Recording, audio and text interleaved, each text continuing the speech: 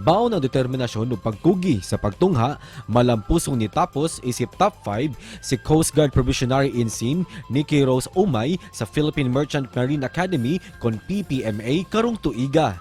Ni graduar siya ubos sa Masidlayag Class of 2022 ug gipasidunggan usab siya isip Best in Apprentice Awardee, Best in Research, Leadership Training Awardee ug Athlete of the Class.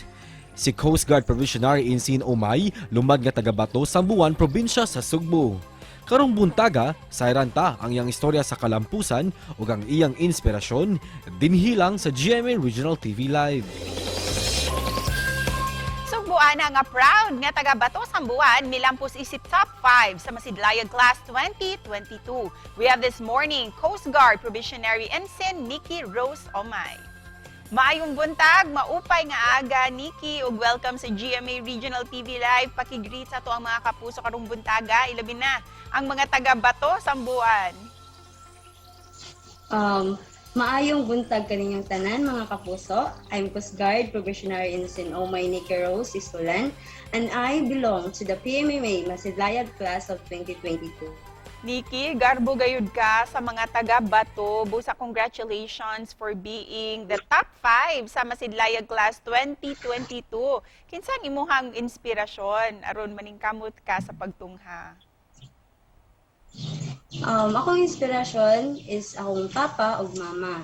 I've seen the sacrifices of my parents. Thus, the moment I step on the threshold of the academy, I swear to myself that I'll do my best in everything that I'll do. Gawa sa pag-top 5 ni Nikki, dayag jud kaayo ang mga medals ug mga awards nga imong nadawat. Kumusta ang imuhang pagtungha? This principle of mine, always to do my best in able to beyond the best version of myself. It was really useful in attaining these achievements. Nikki, para kang kinsa nimo gihalad kining imuhang kalampusan, kining imuhang mga medals and awards? Ang akong kalampusan, gihalad na ako kay God, Mama ug Papa. I would like to emphasize this success is not mine alone. It is also the success of all the people who helped me reach this milestone. Nikki, aduna ba kay mga kasinatian, mga experiences nga nagdasig gayud kanimo sa pagpaningkamot, ilabi na sa pagtungha? Bata pa lang ko, naningkamot ko para sa akong pamilya. Kaya nakita na ko na naningkamot sila papa ug mama para sa amo ang kaugmaon. Way back to bata pa ko, nitabang ko panida ni mama, happy ang family kaso tong sukad nawala si papa, nawala ang tanan. And I'm sure very proud kayo imuhang papa kanimo Nikki. And with that, unsa pud ang imuhang mga future plans nimo Nick o unsa usab ang imuhang saad sa imuhang pamilya?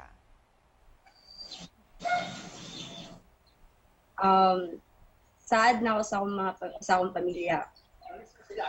For now, I'm preparing for CGOC which will commence this September. Then, I'm planning to pursue law.